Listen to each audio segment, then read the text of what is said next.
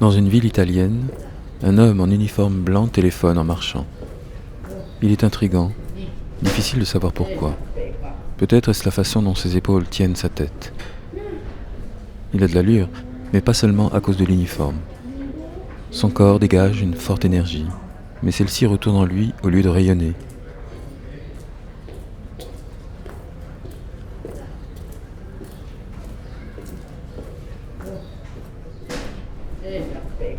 Il est sur le point de convaincre un plongeur sous-marin de venir le rejoindre sur le port avec son équipement.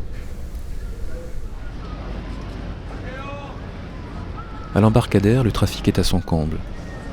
Par groupe, les touristes débarquent des bateaux pour rejoindre leur bus.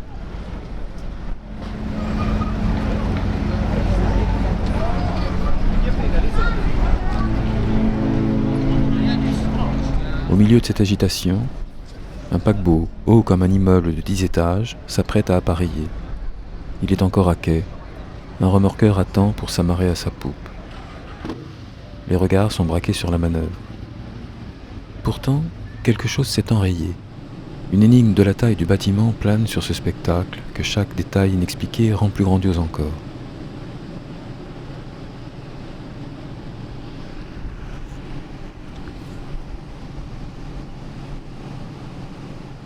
Sur le quai, le jeune officier de marine, casquette sous le bras et lunettes de soleil, téléphone sur son portable. Un homme en Bermuda l'accompagne.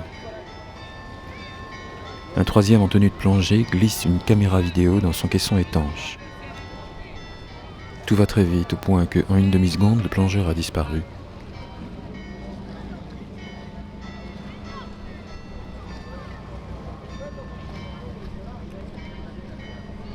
L'officier est le second du capitaine de cet énorme bateau blanc.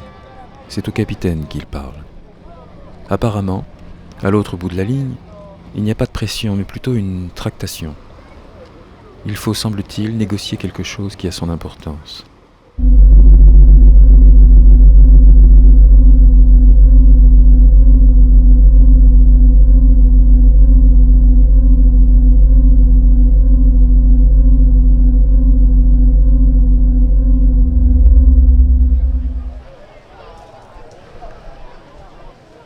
Le plongeur est remonté.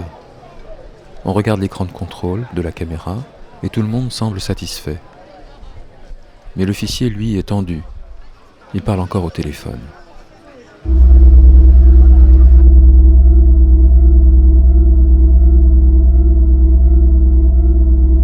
Mais capitaine, je vous assure qu'il y a assez de fond.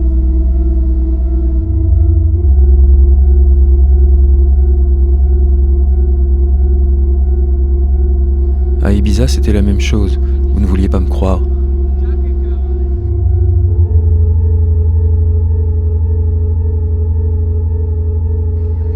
Nous avons filmé les fonds. Voulez-vous les voir ?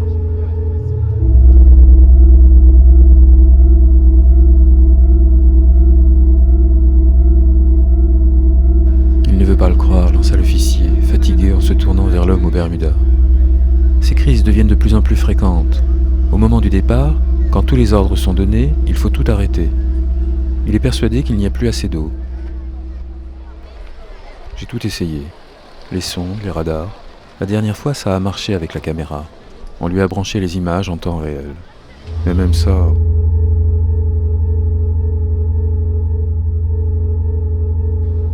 Il dit qu'il ne croit plus aux images.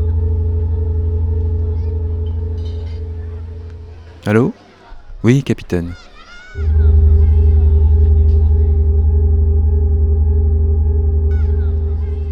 Mais mon capitaine...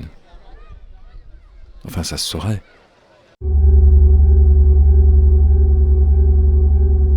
Et s'adressant aux deux autres, il dit que dans les océans aussi il n'y a plus le niveau. Il se demande comment on peut flotter, qu'au-dessous de la surface, il n'y a pas autant d'eau que l'on croit, qu'on se fourvoie tous, qu'il est bien seul, et qu'enfin il ne peut pas partager ce souci-là. Allô ? Il ne dit plus rien. Et puis ce n'est pas tout. D'autres fois, c'est absolument le contraire.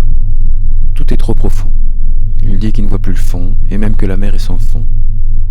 Que sous la coque, ça part on ne sait où, qu'on ne peut se représenter ce que c'est.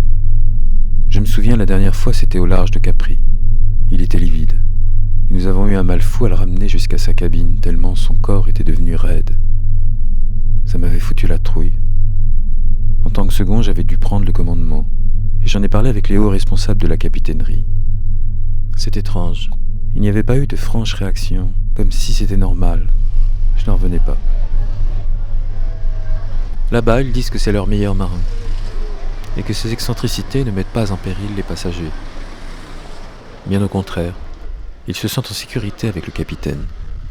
Et ils disent qu'il absorbe en lui la part sombre de l'univers, et que tant qu'il est là, il ne peut rien leur arriver.